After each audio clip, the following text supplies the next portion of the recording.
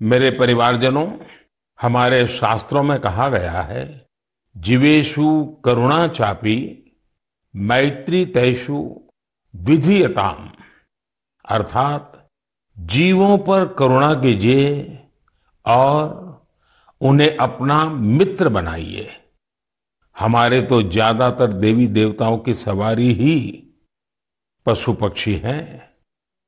बहुत से लोग मंदिर जाते हैं, भगवान के दर्शन करते हैं, लेकिन जो जीव जंतु उनकी सवारी होते हैं उस तरफ उतना ध्यान ही नहीं देते।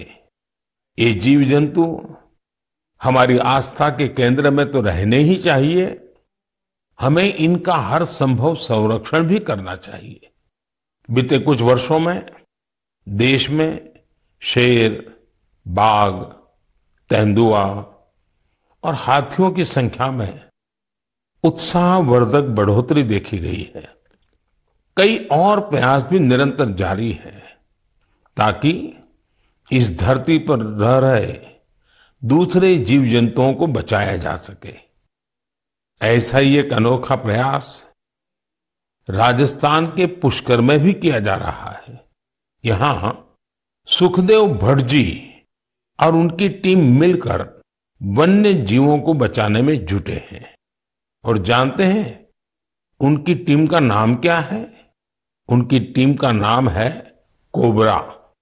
एक खतरनाक नाम इसलिए है क्योंकि उनकी टीम इस क्षेत्र में खतरनाक सांपों का रेस्क्यू करने का काम भी करती है। इस टीम में बड़ी संख्या में लोग जुड़े हैं जो सिर्फ एक कॉल पर मौके पर पहुंचते हैं और अपने मिशन में जुट जाते हैं। सुखदेव जी की इस टीम ने अब तक 30,000 से ज्यादा जहरीले सांपों का जीवन बचाया है। इस प्रयास से जहां लोगों का खतरा दूर हुआ है, वहीं प्रकृति का संरक्षण भी हो रहा है। ये टीम अन्य बीमार जानवरों की सेवा के काम से भी जुड़ी हुई है।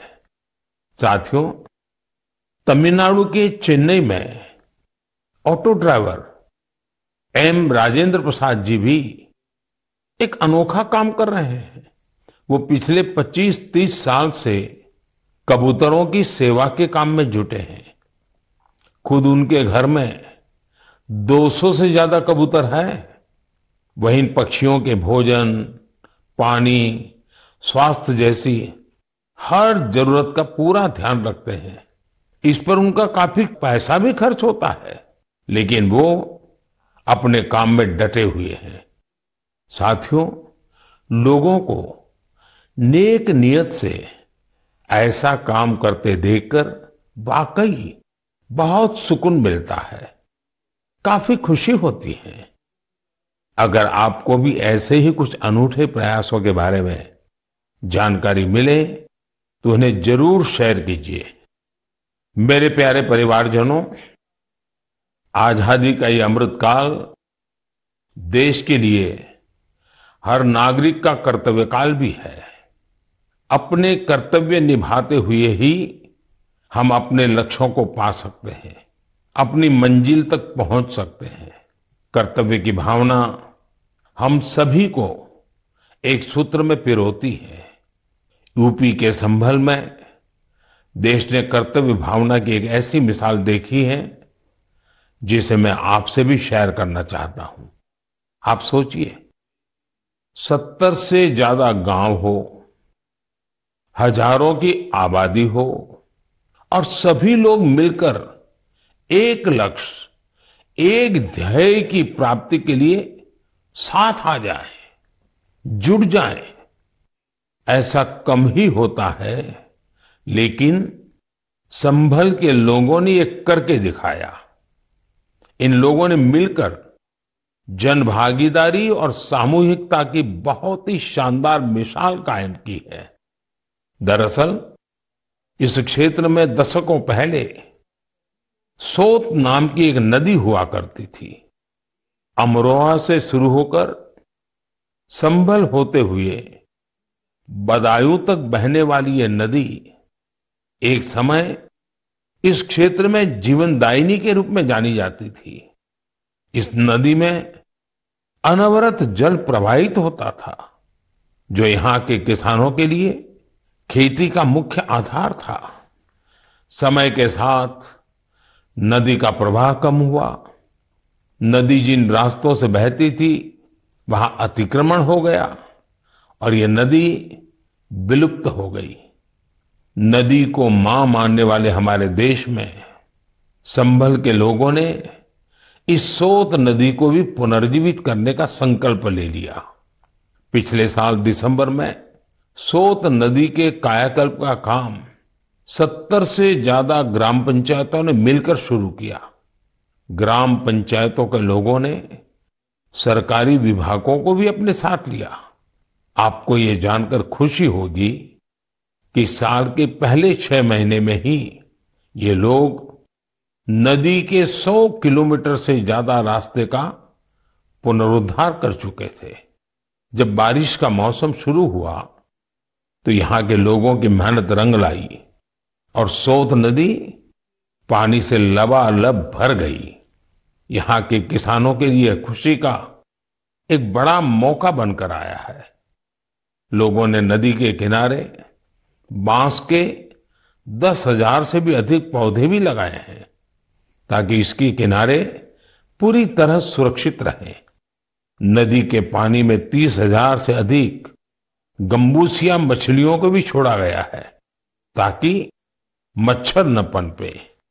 साथियों, सोत नदी का उदाहरण हमें बताता है कि अगर हम ठान लें तो बड़ी से बड़ी चुनौतियों को पार कर एक बड़ा बदलाव ला सकते हैं। आप भी कर्तव्य पथ पर चलते हुए अपने आसपास ऐसे बहुत से बदलावों का माध्यम बन सकते हैं। मेरे परिवारजनों, जब इरादे अटल हों और कुछ सीखने की लगन हो तो कोई काम मुश्किल नहीं रह जाता है। पश्चिम बंगाल की श्रीमती शकुंतला सरदार ने इस बात को बिल्कुल सही साबित करके दिखाया है। आज वो कई दूसरी महिलाओं के लिए प्रेरणा बन गई हैं। शकुंतला जी जंगल महल के शातनाला गांव की रहने वाली हैं। लंबे समय तक उनका परिवार हर रोज मजदूरी करके अपना पेट पालता था। उनके परिवार के लिए गुजर बसर भी मुश्किल थी। फिर उन्होंने एक नए रास्ते पर चलने का फैसला किया और सफलता हासिल कर सबको हैरान कर दिया। आप ये जरूर जानना चाहेंगे कि उन्होंने ये कमाल कैसे किया। इसका जवाब है एक सिलाई मशीन। एक सिलाई मशीन के जरिए उन्होंने साल की पत्तियों पर खूबसूरत डिजाइन बनाना शुरू किया। उनके इस हुनर ने पूरे परिवार का जीवन बदल दिया। उनके बनाए इस अद्भुत क्राफ्ट की मांग लगातार बढ़ती जा रही है। शकुंतला जी के इस हुनर ने न सिर्फ उनका बल्कि साल की पत्तियों को जमा करने वाले कई लोगों का जीवन भी बदल दिया है। अब वो कई महिलाओं को ट्रेनिंग देने का भी काम कर रही है। आप कल्पना कर सकते हैं, एक परिवार जो कभी मजदूरी पर निर्भर था अब खुद दूसरों को रोजगार के लिए प्रेरित कर रहा है। उन्होंने रोज की मजदूरी पर निर्भर रहने वाले अपने परिवार को अपने पैरों पर खड़ा कर दिया है।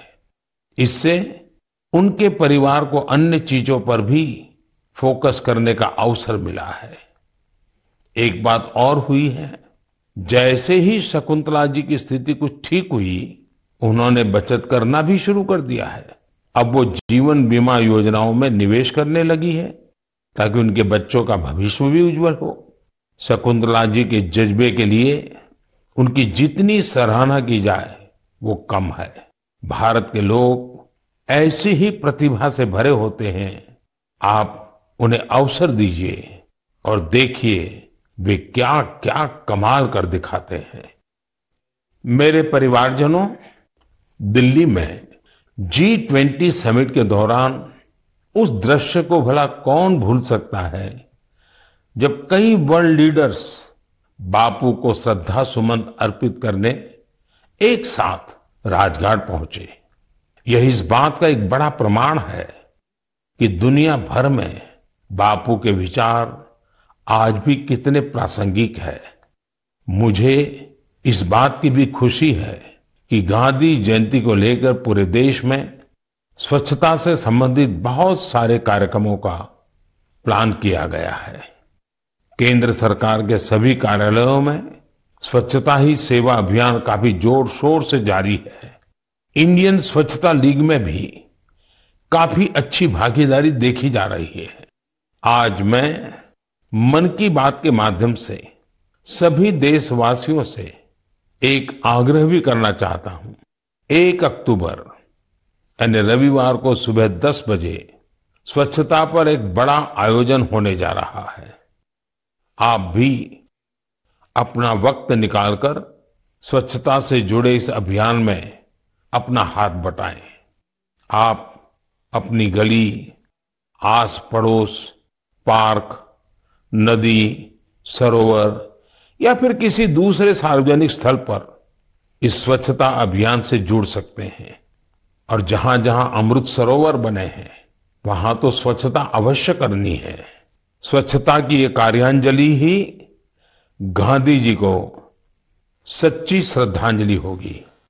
मैं आपको फिर से याद दिलाना चाहूंगा कि इस गांधी जयंती के अवसर पर खादी का कोई न कोई प्रोडक्ट जरूर खरीदें। मेरे परिवारजनों, हमारे देश में त्योहारों का सीजन भी शुरू हो चुका है। आप सभी के घर में भी कुछ नया खरीदने की योजना बन रही होगी। कोई इस इंतजार में होगा कि नवरात्र के समय वो अपना शुभ काम शुरू करेगा। उमंग, उत्साह के इस वातावरण में आप वोकल फॉर लोकल का मंत्र भी जरूर याद रखें। जहां तक संभव हो आप भारत में बने सामानों की खरीदारी करें, भारतीय प्रोडक्ट का उपयोग करें और मेड इन इंडिया सामान का ही उपहार दें। आपकी छोटी सी खुशी किसी दूसरे के परिवार की बहुत बड़ी खुशी का कारण बनेगी। आप जो भारतीय सामान खरीदेंगे उसका सीधा फायदा हमारे श्रमिकों, कामगारों, शिल्पकारों और अन्य विश्वकर्मा भाई बहनों को मिलेगा। आजकल तो बहुत सारे स्टार्टअप्स भी स्थानीय प्रोडक्ट्स को बढ़ावा दे रहे हैं। आप स्थानीय चीजें खरीदेंगे तो स्टार्टअप्स के इन युवाओं को भी फायदा होगा। मेरे प्यारे परिवारजनों, मन की बात में बस आज इतना ही। अगली बार जब आपसे मन की बात में मिलूंगा तो नवरात्रि और दशहरा बीत चुके होंगे। त्योहारों के इस मौसम में आप भी पूरे उत्साह से हर पर्व मनाएं। आपके परिवार में खुशियां रहे, मेरी यही कामना है। इन पर्वों की आपको बहुत सारी शुभकामनाएं। आपसे फिर मुलाकात होगी और भी नए विषयों के साथ, देशवासियों की नई सफलताओं के साथ। आप अपने संदेश मुझे जरूर भेजते रहिए। अपने अनुभव शेयर करना न भूलें। मैं प्रतीक्षा करूंगा। बहुत बहुत धन्यवाद। नमस्कार।